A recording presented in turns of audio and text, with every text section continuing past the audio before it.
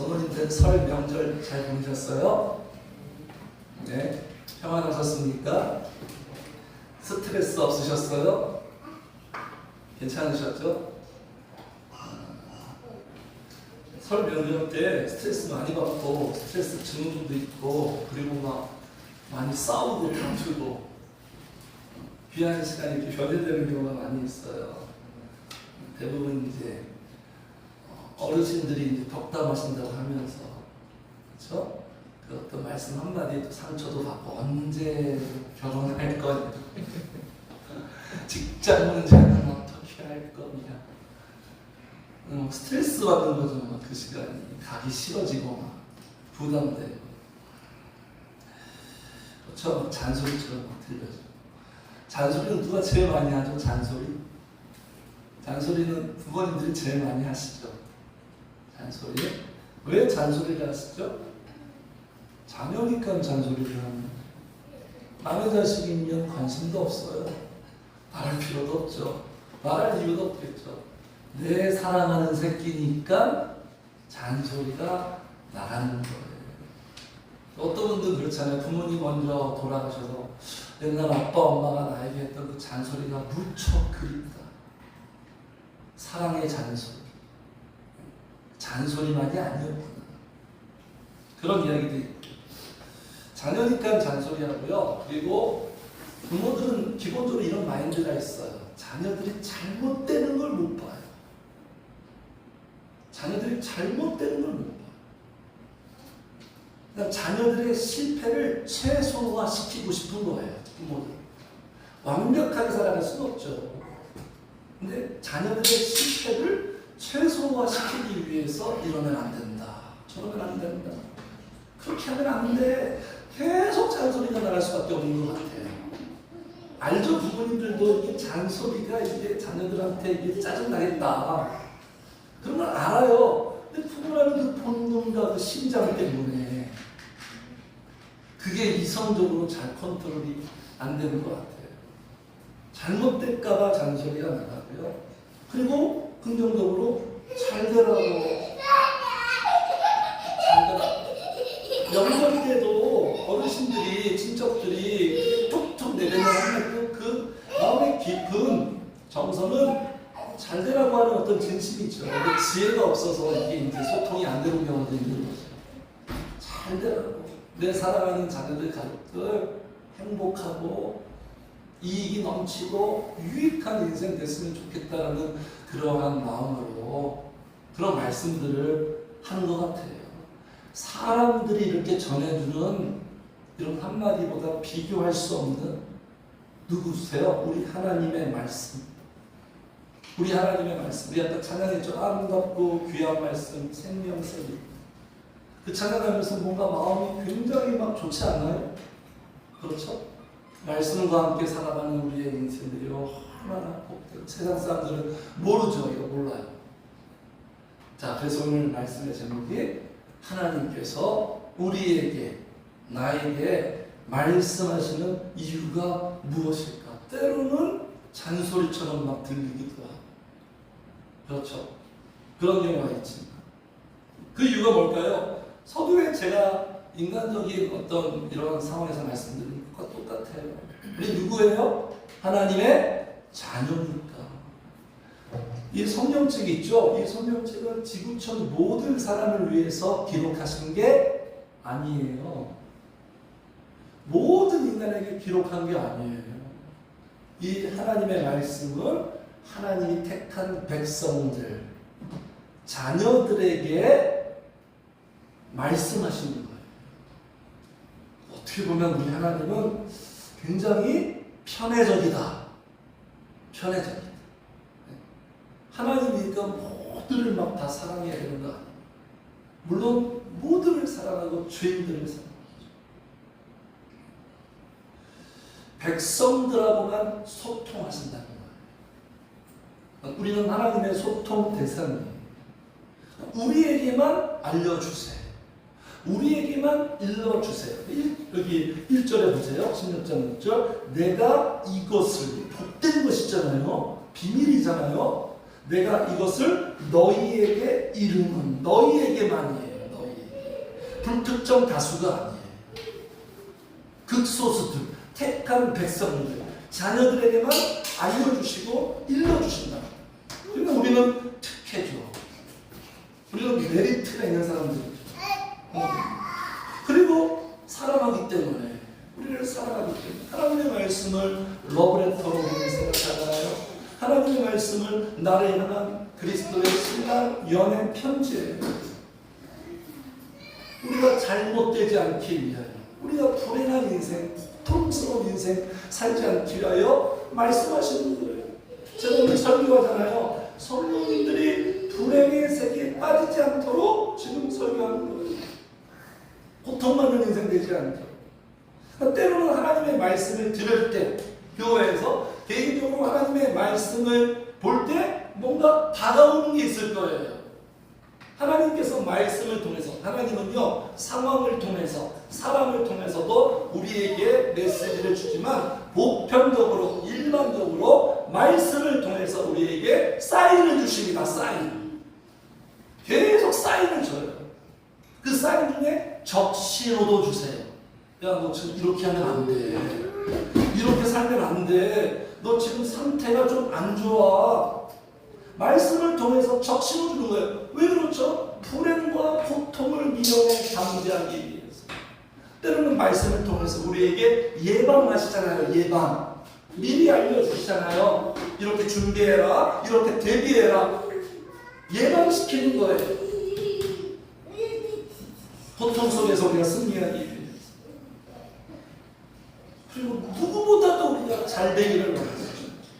그래서 우리의 영혼을 잘 되게 하고, 우리의 범사를 잘 되게 해서 복 있는 인생 되게 하기 위해서, 그러니까 목표와 목적은 단 한 가지예요. 내가 복 있는 인생 되게 하기 위해서 하나님이 말씀하시는 거예요.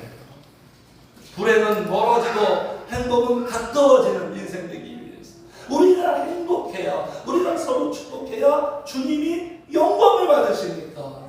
나는 마음도 하나도 행복하지 않은데 막 죽으라고 교회를 합니까? 죽으라고 교회라고 봉사하고 전도해요. 그럼 하나님이 영광 받으세요? No! 하나님은 어떤 일보다 우리의 존재를 통해서 영광 받으시는 거예요. 내 마음이 행복해야죠. 안 그래요? 자녀가 지금 뭐 대기업 다녀, 연봉 빵빵해. 근데 날마다 회사 가기 싫어서 막 죽으려고 그래. 스트레스만 엄청나게 받아. 그런 자녀의 모습을 보면 지금 대기업 다니는데도 부모의 마음이 늘 흡족할까요? 한편으로는 마음이 속상한 거예요. 무거운 거예요. 똑같아요. 우리 하나님도. 우리의 마음이 행복해야 돼요. 우리의 마음이 기쁨이 넘쳐야 되는 거예요. 우리의 마음이 살아있어야 되는 거예요. 그래야 우리 아버지께서 큰 영광 받으십니다. 그래서 우리에게 어제도 오늘도 내일도 지금 이 순간도 나에게 말씀하시는 이유가 거기에 있는 거예요.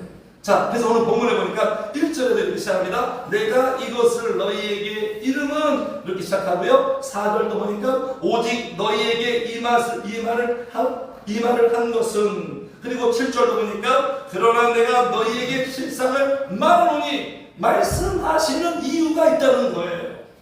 오늘 본문에서 제자들에게 그 이유로 오늘 두 가지를 우리 한번 살펴보겠는데요. 첫 번째, 말씀하시는 이유가 뭘까요? 제자들에게도 해당되고 우리들에게도 해당되는 거예요. 우리도 제자니까. 자, 1절 같이 해요. 시작. 내가 이것을 너희에게 이름은 너희로 실족하지 않게 하려 하느니. 왜 이르시고 말씀하신다고요? 실족하지 않게 하려 하느니. 실족하지 않게 하기 위해서. 이 실족이 무슨 말인지 알죠? 한자어인데 넘어지는 거잖아요. 무너지는 거잖아요. 내 마음이, 내 멘탈이, 내 인생이 굳굳하게 서 있어야 되는데 무너지고 붕괴되고 넘어지고 쓰러지고 이렇게 되지 않기 위해. 또 이 실족이 이런 뜻도 있습니다. 범죄하지 않기 위해. 인간이 범죄하기 때문에 무너지는 거예요. 다른 거 없어요. 단순해요. 그 죄악으로부터 미련에 방지시키려고. 얼마나 이 죄 문제를 많이 다루고 있습니까? 하나님의 말씀에. 레위기 보세요. 보통 뭐 속죄, 죄. 이 죄 문제 얘기하는 거 인간들이 싫어하거든요. 그런데 말씀은요, 목사님은요, 강단은 죄 문제를 철저하게 파헤치고 다루어야 돼요. 아멘. 그냥 넘어가면 안 돼요. 사람들이 부담스럽다고 해서. 의사가 환자가 부담스럽다고 해서 수술 안 합니까? 환자 죽이는 거죠. 범죄하고 또 분쟁하는 거예요. 서로 가정에서 부부끼리, 가족끼리, 교회에서 인간관계끼리 분쟁하니까 무너지는 거예요. 나라가 망하는 것도 그거예요. 역사적으로 안에서 분열되고 분쟁하니까 망하는 거예요. 안에서 무너지는 거예요. 안에서. 그래서 말씀하신 인간관계에 대해서 얼마나 많이 말씀하십니까? 하나님의 말씀. 하나님 말씀대로 하면 인간관계 좋아져요. 부모님들. 그냥 내 스타일대로 세상 방식대로 인간관계를 추구하니까 해결이 안 되는 거예요. 인간관계가 얼마나 중요합니까? 돈이 많아도 인간관계 때문에 힘들어서 불행해지는데 살아간다는 건 다 인간관계 아니겠어요? 그리고 또 이런 뜻도 있습니다. 잘못 인도하다. 누가요? 목사님들이 성도를 잘못 인도해가지고 실족하게 만들어요. 시험되게 만들어요. 그래서 실족의 결론은 뭐냐? 패망이에요. 패망이라는 뜻도 담겨 있어요. 망하는 인생 되지 않기 위하여 너희에게 말씀한다. 지금 사람이 해주는 말이 아니라 신의 말씀이에요. 신의 말씀. 모든 것을 아시고 나를 다 아시고 내 인생을 다 아시고 완벽하신 신의 말씀. 사랑의 말씀. 효능이 있는 말씀. 그래서 시편에 이렇게 말씀하십니다. 우리 하나님 이걸 허락하지 않는데 같이 읽어요. 시작. 그는 우리 영혼을 살려주시고 우리의 실족함을 허락하지 아니하시는 주시고 우리가 무너지는 걸 못 보시겠다는 거예요. 다시 일으켜 세울 수밖에 없는. 하나님이 이렇게 딱 우리 붙들고 있으니까 우리가 넘어져도 다시 일어날 수 있는 거예요. 7.8기의 인생이 될 수 있는 거예요. 우리가 스스로 일어나는 게 아니에요. 하나님께서 허락하지 않아요. 주님이 두고 보시지 않아요. 반드시 조치를 취해서 우리의 인생을 다시 일으켜 세우시는 거예요. 얼마나 좋습니까? 이 하나님이 우리의 든든한 지원과 백그라운드가 되는 거 아니에요? 그래서 이렇게 말하고 있어요. 또 같이 읽어요. 시작. 그의 마음에 하나님의 법이 있으니 그의 법은 실천함이 없습니다. 그의 마음에 하나님의 법이 다 있습니다. 하나님의 말씀대로 그러한 의식이 있습니다. 하나님 말씀대로 하니까 안 넘어지는 거예요. 말씀대로 안 하니까 자꾸 인간적으로 하니까 내 생각대로 하니까 자꾸 리스크가 생기고 넘어지고 균열 생기고 무너지는 거예요. 다른 거 없어요. 성도님들의 마음속에 항상 하나님의 말씀이 있어야 돼요. 내 생각보다 하나님의 말씀에 의한 내 생각이 돼야 되는 거예요. 네. 그래야 우리가 넘어지지 않는 거죠. 자, 본문의 상황에는 지금 제자들이 실족할 수 있는 상황이 있대요. 어떤 사건이 일어난대요. 자, 성도님들, 우리가 자꾸 넘어지게 하는 여러 가지 그 리스크 요소가 있는데, 첫 번째는 마귀의 역사가 있죠. 마귀의 기술을 무너지고 넘어지게 만들죠. 그리고 이 세상은 우리가 완전히 정반대이기 때문에 우리가 꿋꿋하게 살아가게 걷게 내버려두지 않습니다. 계속 넘어지게 만들어요. 성도를. 마귀가 세상을 이용하잖아요. 세상은 너무나 강력한 넘사벽이고 우리는 너무나 작고 초라하지만 그럼 우리가 이깁니다. 왜냐하면 우리에게는 주님이 계십니까? 주님이 항상 그리스도 안에서 이기게 하십니다. 그럼 결론 우리가 승리할 수밖에 없는 거예요. 그리고 어떤 문제 때문에 우리가 넘어지기도 하고 어떤 사람 때문에 우리가 넘어지게 돼요. 자, 본문에 보니까 이런 문제가 있네요. 2절 같이 해봐요. 시작. 사람들이 너희를 죽일 뿐 아니라 때가 이르면 무릇 너희를 죽이는 자라 생각하기를 이것이 하나님을 섬기는 일이라 하리라. 무슨 문제예요? 보통 문제가 아니네요. 그냥 마음 상하는 정도가 아니네요. 죽느냐 사느냐네요. 사람들이 너희를 출교한대요. 이 당시에 출교는 그냥 매장당하는 거예요. 사회에서 매장. 살 수가 없어요. 물건도 못 사요. 시장에 출교를 당하면 완전히 고립된 거예요. 무인도 신세돼버리는 거예요. 출교뿐 아니라 때가 이르면 무릇 너희를 어떻게 한다? 죽인다는 거예요. 두 가지가 기다리고 있네요. 아, 그럼 교회 오기 싫으네. 이런 게 기록들. 이 특수한 상황이고 당시 오늘날도 다 이렇게 막 출교당하고 이러진 않지만 물론 왕따를 당할 수 있어요. 내가 잘 믿는 것 때문에. 출교당하고 죽임당한다는 거예요. 성도님들, 이 말씀대로 현실됐어요? 안 됐어요? 현실됐잖아요. 제자들이 사도 요한 빼고 다 순교당하죠.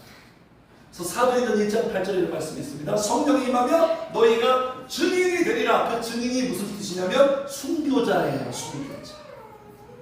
순교자가 되는 거예요. 그런데 제자들은 그렇게 그런 상황을 맞닥뜨렸을 때 실족하지 않았어요.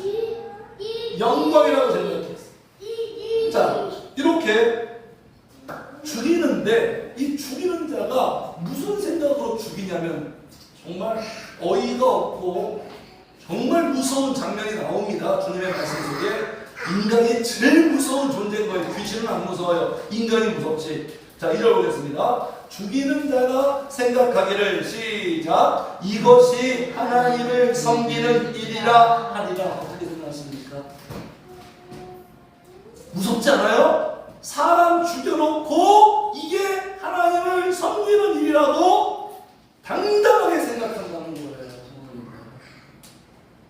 정말 무서운 거예요, 성도님들. 네?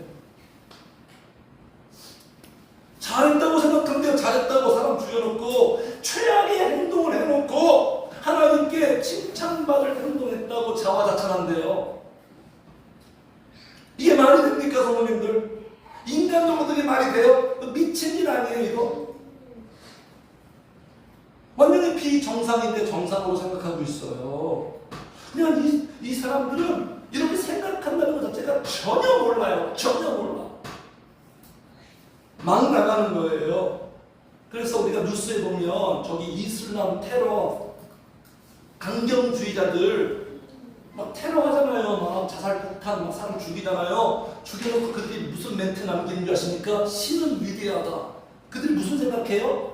그러한 끔찍한 살상 행위를 해놓고 자기들은 잘했다는 거예요. 신에게 칭찬받을 짓 했다는 거예요. 이렇게 생각한다니까요. 이 생각을 어떻게 하면 좋아하는 성도님들? 얼마나 무섭습니까? 이단들도 그렇죠. 이단들 어떤 정말 이상한 괴상망측한 이단들은요, 가족끼리 서로 뺨을 때리게 해요. 막 뺨을 때리게. 이게 신의 뜻이라고 막. 엄마가 딸의 뺨을 때리면 딸도 엄마의 뺨을 때리고 무슨 화장실에 그냥 대소변만 먹게 하고 이게 말이 됩니까?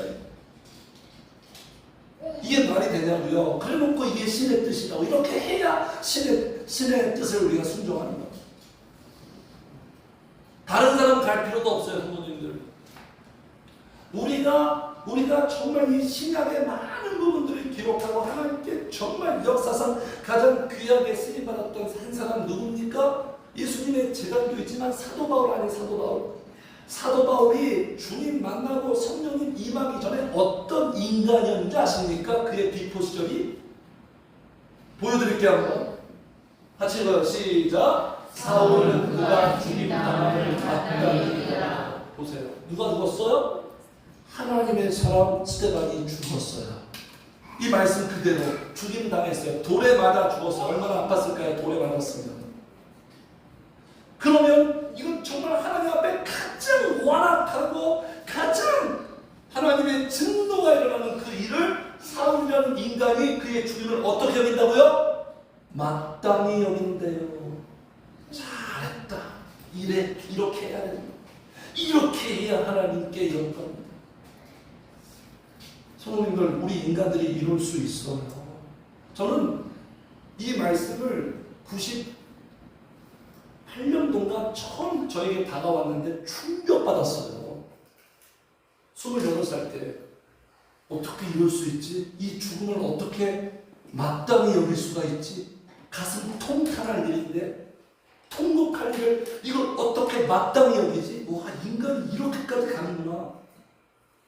우리도 그렇지 않습니까? 우리가 진짜 은혜 받고 성령님 임하지 않으면 하나님이 싫어하는 그 행동들을 다 마땅히 여기며 살지 않았어요, 지금까지? 회개해야 되고 돌이켜야 되고 울어야 되고 통곡해야 할 그 행동들을 아무런 의식 없이 아무런 감각 없이 지난날 마땅히 여기면서 살지 않았냐고요. 지금 사울만의 문제가 아니에요.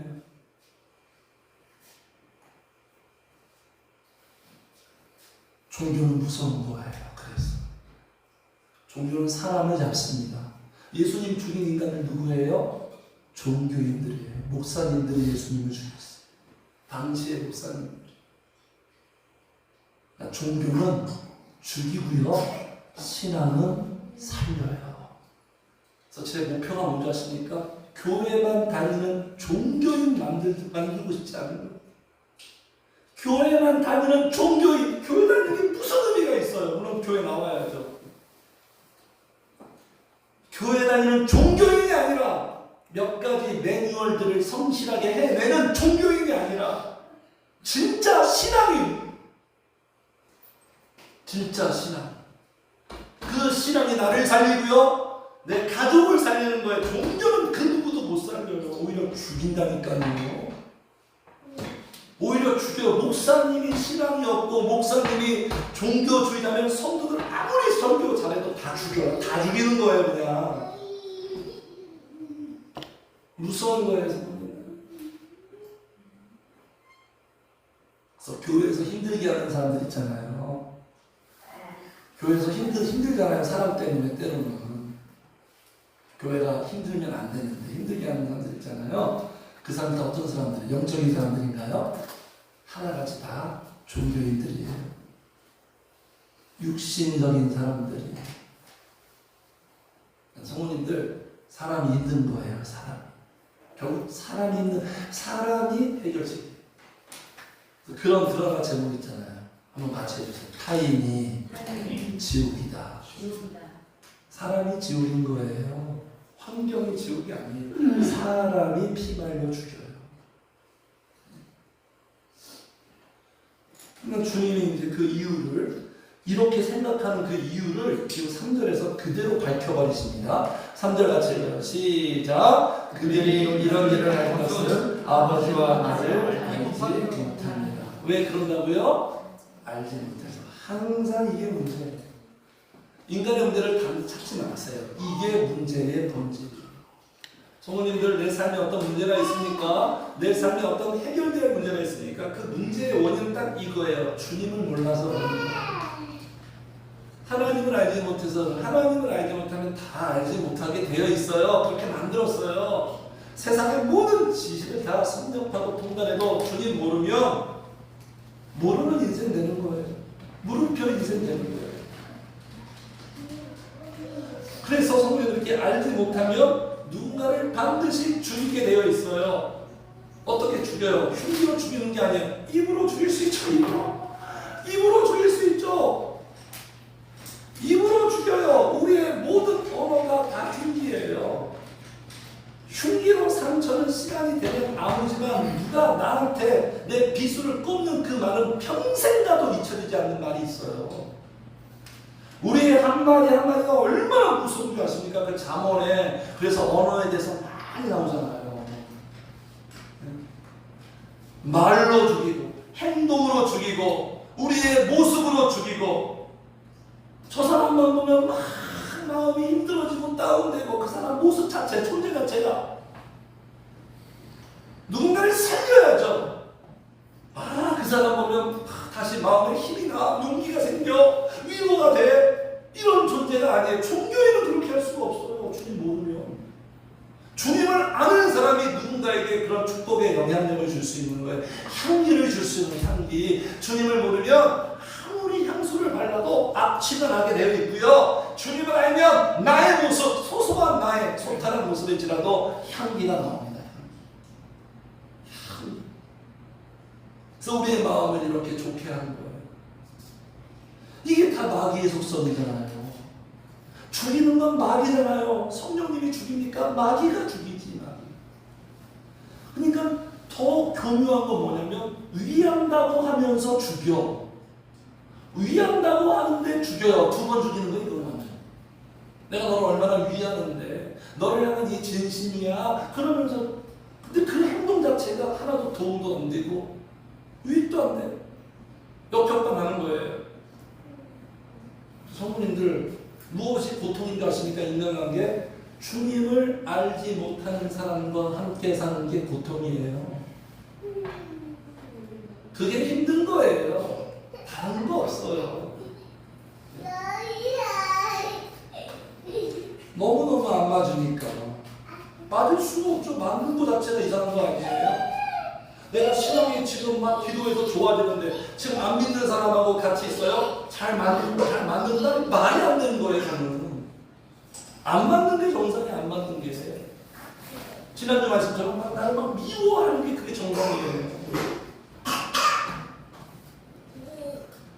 그래서 이렇게 말씀하신 이유가 뭐냐? 지금 여기 나옵니다. 말씀하신 이유는 자 4절 같이 읽어요. 시작. 오직 너희에게 이 말을 할 것은 너희가 그때를 당하면 내가 너희에게 말한 이것을 기억나게 하려 함이라. 그때를 당하면 대비하게 하시는 거죠. 그때를 당하면 어떻게 하시겠다고요? 기억나게 하려고. 내가 지금 미리 말한 이 내용들을 기억나게 하려고, 생각나게 하려고, 생각하게 하려고. 네?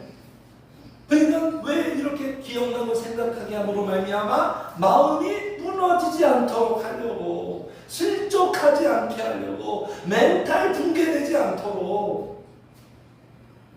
하나님의 말씀은 우리에게 위기관리 매뉴얼이에요.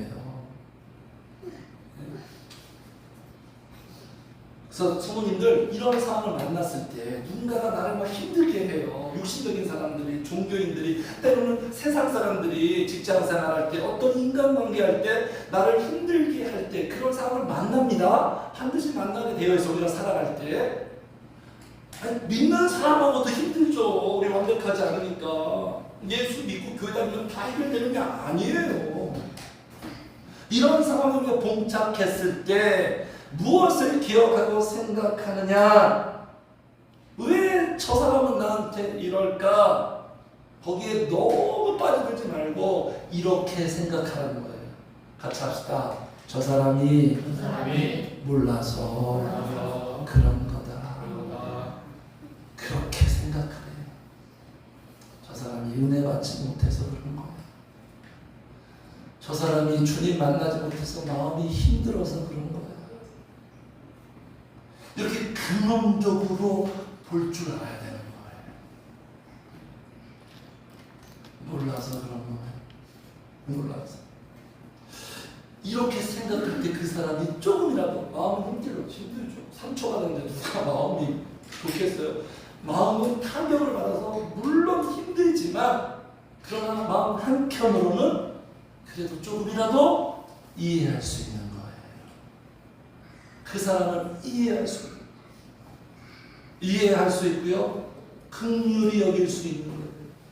모든 인간관계가 해결되는 그 어떤 원동력이 뭔지 아십니까? 그 상대방이 불쌍히 여겨 보이면 게임 끝나요.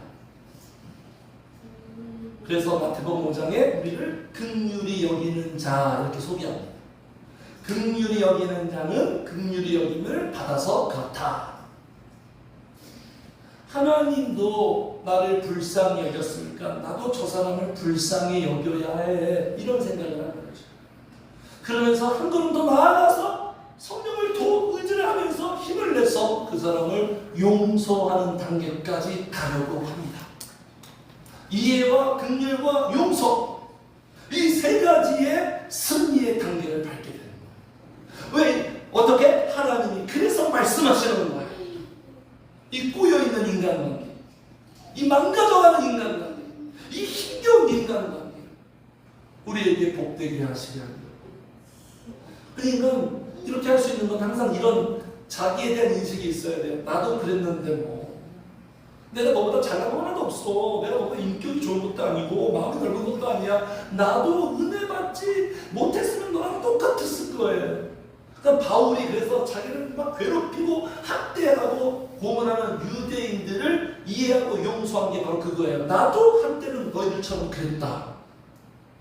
근데 나는 은혜 받아서 이렇게 된 것뿐이다. 잘한 거 하나도 없다. 나는 은혜 주셔서 나는 이렇게 된 것뿐이야. 그러니까 은혜를 받아야, 요셉이 은혜를 받으니까 형님들을 용서하는 것처럼 우리가 은혜 받고 주님을 알아야 인간관계에 막힌 것도 다 허물어지는 거예요. 그러니까 우리 그리스도인들은 은혜 받으려고 막 힘쓰는 거죠. 어떻게 해서 교회 와서 은혜 받고 기도하고 사모하는 거예요. 같이 합시다. 주님을 만나고 알아야 사람 된다. 주님을 만나고 알아야 사람 되지. 그 외에는 사람 되기가 쉽지 않아요. 쉽지 않아요. 성도님들, 주님이 이렇게 말씀하신 건 대비하라. 이런 상황에서 준비하라. 기도로 준비하라. 우리 인생이요, 경제 준비, 돈 준비, 노후 준비, 스펙만 준비한다고 되는 게 아니에요. 인생이 그렇게 호락호락하지 않습니다. 이것만 되면 다 되는 것 같죠? 그렇지 않아요. 그 외에 문제들이 산적해 있습니다. 인생 만만치 않잖아요, 부모님들. 이런 준비보다 영적으로 준비되어야 되는 거예요. 하나님의 말씀 듣고 신앙생활하면서 기도하면서 이게 진정한 준비예요. 그러면 실족하지 않게 된다. 그러면 넘어지지 않고 승리하게 된다. 부모님들, 그래서 실족하지 않게 되는 우리 성도님들 되시기를 주의로 축복합니다. 네. 두 번째 왜 이렇게 말씀하셨느냐? 말씀하신 이유 7절 같이 읽어요. 시작. 그러나 내가 너희에게 실상을 말하지 못했어요. 왜 말씀하셨다고요? 실상을 알려주시는 실상. 근데 우리 인간의 문제가 뭐냐면 실상을 잘 몰라요. 실상이 뭐죠? 사실, 본질, 진리. 실상을 몰라요. 실상을 모르니까 불행해지는 겁니다. 고통스러워지는 거예요. 실족하는 거예요. 바보처럼 사는 거예요. 실상을 모르니까 눈에 보이는 것만 실상으로 여겨요. 성도님들, 눈에 보이는 것만이 실상인가요? 네? 그렇게 생각하십니까? 보이지 않는 실상이 얼마나 많아요. 우리 지금 왜 숨 쉬고 살고 있어요? 공기가 있으니까. 공기가 눈에 보여요? 산들산들 바람이 눈에 보여요? 우리의 마음이 눈에 보여요? 생각이 눈에 보여요? 우리의 영혼이 눈에 보여요? 하나님이 눈에 보여요? 그런데 제가 지금 말씀드린 이 모든 것들은 반드시 존재하는 실상 아니에요? 다 실상 아니에요? 실상을 모르니까 우리가 오해를 하게 되고, 실상을 모르니까 마음고생하고 에너지 소모되고 자꾸 스스로 말려버리는 거예요. 우리가 더 힘들어지는 거예요. 실상을 모르니까 근심이 가득하게 되는 거죠. 그래서 여기 오늘 본문에도 여기 6절 보세요. 6절. 도리어 내가 이 말을 함으로 지금 정말 실족하지 않고 이들에게 막 살리려고 막 축복의 말씀을 하는데 이들이 이해를 못하니까, 실상을 모르니까 이 말을 함으로 너희 마음에 무엇이 가득하였도다? 근심이 가득하대요. 하나님의 말씀을 듣는데 근심이 가득해요. 그러니까 실상은 성도님들 근심이 아니고 유익인데, 그죠? 아브라함한테 창세기 12장 아브라함한테 야 지금 떠나라. 그게 아브라함한테는 유익의 시작인데 아브라함이 모르니까 왜 떠나라고 하시는 거야. 막 근심이죠. 성도님들. 모세한테도 야 너 가라 애굽으로, 이거 유익인데 모르니까 왜 저러시지. 광야도 마찬가지죠. 광야에 있는 것들이 광야 백성들한테 다 유익인데 그걸 모르니까 근심으로 충만하잖아요. 그러니까 우리 인간들은요, 성도님들, 하나님이 우리를 새롭게 변화시키는 그 시간을 같이 합시다. 싫어한다. 못 견뎌한다. 그 시간을 못 견뎌해요. 자, 뜻밖의 지금 말씀을 하시는 거예요. 지금 제자들은 근심인데, 제자들은 지금 이게 심각한 문제인데 주님 어떻게 말씀하시죠? 7절 같이 읽어요. 7절 시작. 그러나 내가 너희에게 실상을 말하노니 내가 떠나가는 것이 너희에게 유익이라. 어떻게 말씀하시죠?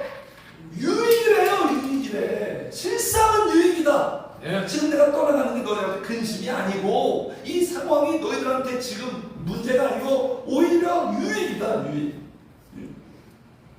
마이너스가 아니라는 거예요. 플러스라는 거예요. 왜 그렇죠? 왜 그렇죠? 자, 유익이나 그 다음부터 또 읽어요. 시작. 내가 떠나가지 아니한 보혜사가 너희에게로 오시지 아니할 것이요 가면 내가 그를 너희에게로 보내리니. 주님이 떠나가야 누가 온다? 보혜사가 오시는 거예요. 성도님들, 우리는 인생을 살아갈 때 나에게, 사람에게 최고의 유익이 무엇인지를 알고 살아야 돼요. 성도님들에게 최고의 유익이 뭐예요? 물질이에요? 뭐예요, 성도님들? 한번 마음속으로 대답해 보세요. 나에게 좀 살아보니까 내 인생 최고의 유익이 뭐냐? 뭐예요? 쾌락이에요, 쾌락? 놀러 다니는 거예요, 그냥? 그냥 돈 많아서 놀러 다니는 게 최고의 유익이에요? 계속 해보세요. 지겨울걸요? 뭐가 최고의 유익이에요, 성도님들? 인간이요, 우리의 본능이 뭐냐면, 놔두세요. 우리의 본능이 뭐냐면, 우리는 나 자신의 유익을 위해서 사는 존재예요. 그런데 본능은 있는데, 뭐가 나한테 진짜 유익인지를 몰라요. 이게 우리 인간의 문제인 것 같아요, 성도님들. 무엇이 유익인지 몰라요. 무익한 것을 유익으로 알고, 유익한 것을 무익으로 알아요. 전부 저기 말하잖아요. 같이 읽어. 시작. 해 아래에서 수고하는 모든 수고가 사람에게 무엇이 유익한가? 뭐가 유익한지 모르며 산다는 거예요. 야곱 쌍둥이요. 에서가 왜 망했습니까? 이거예요. 에서가 이럴 때 내가 죽게 되었으니 갑자기 어떤 목사님이 아까 설명하잖아요. 네? 자, 시작. 이 장자의 명분이 내게 무엇이 유익하리요? 신앙생활하는 거 자기한테는 아무런 유익이 없다고 생각하는 거예요. 이 인간이. 하나님이 복을 안 줘요. 장자의 명분은 그거예요. 하나님의 자녀로서 살아가는 거, 그런 거예요. 자, 성도님들, 이 유익의 실상이 누구다? 보혜사 성령님이. 같이 합시다. 성령님이 나에게 최고의 유익이다. 네. 동의하십니까? 네. 이게 동의가 돼야 돼요. 이걸 알아야 돼. 그래야 내 인생이 해가 뜨고 빛나고 새로워져. 성령님이 최고의 유익이에요. 그 성령님은 선물 중에 선물이고요. 어떤 신학자 이렇게 얘기하더라고요. 성령님은 선물 중에 선물이요, 복음 중에 복음이다. 지금 주님의 말씀의 결론이잖아요, 결론. 그러니까 이 성령님이 내게로 오게 해야 되는 거예요. 누구에게 오십니까? 원하는 자에게. 목사님만 출근하고 맨날 그냥 이렇게 열변을 토하며 설교하는데 성도들은 하나도 원하지를 않아. 그러면 아무것도 이루어져. 진짜 성도님들이 조금이라도 원해야 돼요. 성령님을 내가 한번 만나고 싶다. 성령님 저한테 한번 찾아와 주세요. 성령님이 최고의 유익이라고 하는데, 인생을 바뀐다고 하는데, 원하고 주님 말씀하신 것처럼 구하고 찾고 두드려야 되는 거예요. 24절 보겠습니다. 24절 같이 읽어요. 시작. 지금까지는 너희가 내 이름으로 아무것도 구하지 아니하였으나 그리하면 받으리니 너희 분이 충만하리라. 뭐가 문제예요? 지금까지 너희들 기도 안 하며 살았다. 기도하며 살았는데 이제는 기도하며 살아라. 구하라. 그리하면 받는데요. 뭘 받는다는 거야 도대체? 성령의 충만함을 받는다는 거예요. 그러니까 구하는 자에게 주시고 우리가 받게 된다는 거죠. 그러니까 왜 우리가 실상을 모르고 성령님이 역사하시는 이 복된 삶의 실상을 왜 모릅니까? 왜 없었습니까? 지금까지 구하지 않기 때문에 그랬던 그랬던 거예요. 기도를 해도 다른 걸 구했기 때문에. 그러니까 실상이 없는 거예요. 기도하는 자에게 실상이 있어요. 그래서 어떤 유익이 있냐면요. 이제 마지막으로 이 부분 한번 나눌게요. 성령님이 우리에게 어떤 유익을 주냐면 일단 여기 보겠습니다. 예? 자, 13절 같이 읽어요. 시작. 그러나 진리의 성령이 오시면 그가 너희를 모든 진리 가운데로 인도하시겠어요. 어떤 유익이냐면 진리를 알게 해요. 실상을 알게 해요. 성령님만이 진짜 알게 하는 거예요. 그 외에는 없어요. 성령님. 그래서 이런 말씀을 하는 겁니다. 여기 12절 제가 읽을게요. 내가 아직도 너희에게 이룰 것이 많으나 지금은 너희가 감당하지 못한다. 왜? 지금은 성령님이 없기 때문에 너희들이 이 말씀을 이해할 수가 없다. 감당할 수 없는 거예요. 성령님이 주님의 말씀을 알게 하시는 거예요. 그래서 오늘 제가 말씀드렸죠. 설교 듣는다고 진리를 알게 되는 게 아니라 설교를 듣고 성도님들이 성령님 이렇게 기도하면 그 성령님이 성도님들에게 개인으로 알게 하신다는 거예요. 진짜 알게 하는 거예요. 진짜. 네. 이렇게 알게 하시는 거예요. 이렇게 확실히 아니까 질문을 안 하게 돼요. 23절 같이 읽어요. 23절 시작. 그날에는 너희가 아무것도 내게 묻지 아니하겠어요. 그날에 성령님을 만나고 이러면 너에게 이제 묻지 않는다는 거예요. 유치한 질문하지 않는다는 거예요. 어떻게 하면 내가 막 돈을 많이 벌까? 어떻게 하면 내가 막 세상 이런 생각조차도 안 하고 이런 질문조차도 안 한다는 거예요. 내가 방황이 딱 멈추게 돼요. 확실하게 아니까 가짜도 구별하게 되고. 그리고 두 번째 뭐냐면 성령님이 우리를 같이 합시다. 바로 잡아주신다. 바로 잡아줘요. 바로 잡아줘요.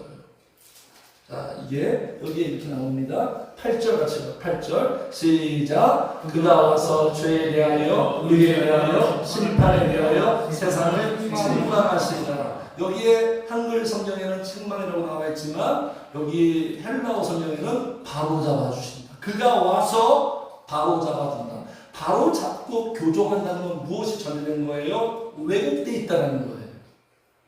우리가 살고 있는 이 세상의 모든 개념들이 얼마나 많이 뒤틀리고 변질되고 왜곡되어 있는 줄 아십니까? 하나님이 창조하신 본인의 의도에서 그렇게 돼 있는 거 성도님들 왜곡되어 있어요. 잘못된 게 너무 많아요. 그래서 성도님은 누구냐? 레슨 시켜줘요. 레슨의 목적은 뭐죠? 물론 처음 배울 때 레슨하지만 레슨은 교정할 때 레슨하는 거예요. 레슨. 교정시키는 거예요. 잘못된 생각, 잘못된 모든 것들을. 누구를 통해서? 코치를 통해서. 그 목회자는 누구예요? 레슨해주는 코치예요. 코치. 교정해주는 거예요. 바로 잡아주는 거예요. 그래서 온전하게 만드는 거죠. 온전하게.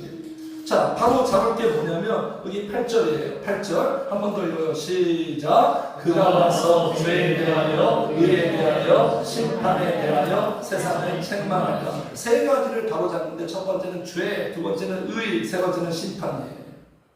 성도님들 뭐가 죄입니까? 뭐가 죄예요? 9절에 죄에 대하여라 하면 그들이 나를 믿지 아니하니. 무엇이 죄죠? 세상 개념은 뭐죠? 나쁜 짓 하는 게 죄잖아요. 도덕과 윤리. 그런데 성령님이 오면 그게 죄가 아니구나. 진짜 죄는 뭐예요? 예수님 믿지 않는 게 죄예요. 그 주님에게 무관심한 게 죄예요. 성령을 회망하는 게 죄예요. 성령 회망이 뭐죠? 성령님에게 아무런 관심이 없어. 이 죄는 용서를 못 받아요. 이 죄는 절대로 천국에 못 갑니다. 성령님이 오면 이걸 알게 해요. 이게 죄였구나. 그 성령님이 임하면 1차 반응이 뭐냐면 회개하는 거예요. 회개부터 내가 지난날 진짜 죄인으로 살았다. 예? 예수님 믿지 않고 주님과 함께하지 않은 것. 그래서 하나님의 말씀을 보면요, 성령님이 우리에게 어떤 유익을 주냐면 내 실상을 보게 하는 거예요. 내 실상. 성령의 말씀을 보면서 자신이 보여야 돼요. 내가 얼마나 완악한 존재인지. 내가 보여야 돼. 가까이 가면 갈수록 더 거룩해질수록 내가 보이는 거예요. 그래서 성령님이 우리에게 무엇에 대해 민감해지게 하냐면 죄에 대해서 민감하게 만들어요. 성령이 역사하면 죄에 대해서 민감해져요. 예민해져요. 왜 그럴까요? 죄를 범하면 성령님과 막히니까, 소통이 안 되니까. 그러니까 죄에 대해서 굉장히 우리에게 철저하게. 이게 성령님이 이걸 바로 잡아줍니다. 두 번째는 뭐죠? 의예요. 의가 무슨 뜻이에요? 바르게 행동하는 게 의가 아니에요. 네? 인간이 바르게 행동해봤자 얼마나 의롭겠습니까? 다 자기 의인데. 그래서 로마서 이런 말씀이 있습니다. 의인은 없나니 하나도 없다고. 이 세상에 의인은 없나니 하나도 없다는 거예요. 하나님의 기준에 도달하는 의인 한 명도 없어요. 그래서 의는 뭐냐면 어떤 행위가 아니라, 같이 합시다. 행위가 아니라 관계다. 성령님이 이걸 가르쳐줘요. 관계예요. 그래서 갈라디아서 이런 말씀이 있어요. 갈라디아서 사람이 의롭게 되는 것은 행위가 아니라 그리스도를 믿음으로써 의롭다함을 얻는 거예요. 율법의 행위로서는 의롭다함을 얻을 유체가 없느니라. 제가 종종 보여주죠. 이게 어린 양이고 이게 나예요. 예수님하고 나랑 결합이 돼야 의인이 되는 거예요. 그래야 천국 갈 수 있는 거예요. 그러니까 여기 이렇게 말씀하시죠. 자, 10절 같이 읽어요. 10절 시작. 의에 대하여는 내가 아버지께로 가니 너희가 다시 나를 보지 못하며. 이게 무슨 말이에요? 참 이해가 안 되죠. 이게 왜 의일까? 이 말씀 뭐냐면, 진정한 의가 뭐냐면, 내가 떠나지만 나를 보지 못하지만 이제 성령님이 너한테 간다. 그 성령님과 함께 살아가는 인생이 의로운 인생이다. 네. 성령님과 함께하는 게 의로움이에요. 점점 의로워집니다. 성령님에 의해서. 마지막 뭐예요? 심판에 대해서도. 심판 11절 시작. 심판에 대하여 함은 이 세상 임금이 심판을 받았음이라. 성령님들, 심판은 영나 대하는 심판하는 게 아니에요. 그리고 심판은 우리의 행실 때문에 심판하는 게 아니에요. 여기에서 이 세상 임금이 심판을 받았다고 하는데, 이 세상 임금은 누굽니까? 바이든 대통령이에요? 이 세상 임금은 마귀 사탄이에요. 이 마귀 사탄이 심판을 받았다. 어디에서? 십자가에서. 예수님이 심판받은 게 아니라 십자가를 통해서 예수님이 죽음으로 마귀 사탄이 심판을 받은 거예요. 그래서 성령님이 우리에게 뭘 알려주는 거예요? 너희들은 자유자다. 해방된다. 이걸 우리에게 알려주는 거예요. 그래서 성도님들, 성령님이 나에게 오시잖아요. 그러면 우리가 놀라운 걸 알게 되는데, 뭘 알게 되냐면 마귀의 역사를 알게 돼요. 그러니까 마귀가 들통나지 않으려고 철저하게 성령님을 우리에게서 차단시키는 거예요. 그래서 성령의 역사로 승리하게 된다는 걸 우리에게 알려주는 거예요. 그래서 이렇게 우리를 바로잡고, 그리고 성령님께서 우리를 누리게 하는 거예요. 누리게. 무엇을? 그래서 여기 이렇게 나옵니다. 19절부터 쭉 나오는데, 기쁨을. 또 하나는 뭐죠? 평안을. 승리를 누리게 해요. 이 기쁨이 어떤 기쁨이냐면 이 정도의 기쁨이에요.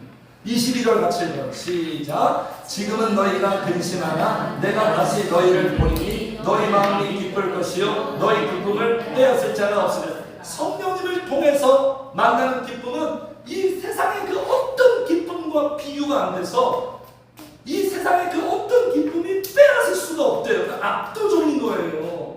상대가 안 돼요. 성령님의 기쁨을 맛본 자들은요, 절대로 이 세상에서 기쁨을 누리려고 하지 않아요. 확실한 거예요, 성도님들. 이렇게 되는 거예요. 그냥 22절 보세요. 지금 너희가 근심하나 내가 다시 너희를 보리니 너희 마음이 기쁠 것이요. 그러니까 성령님을 만나고 성령님을 경험해야 우리가 기쁨을 얻게 된다는 거죠. 그리고 평안도 나와요. 여기 33절 같이 읽어요. 마지막입니다. 시작. 이것을 너희에게 이르는 것은 너희로 내 안에서 평안을 누리게 하려 합니다. 세상에서는 너희가 환난을 당하나 담대하라. 내가 세상을 이겼노라. 네? 평안. 성령님이 주시는 평안. 성령 안에서 평안.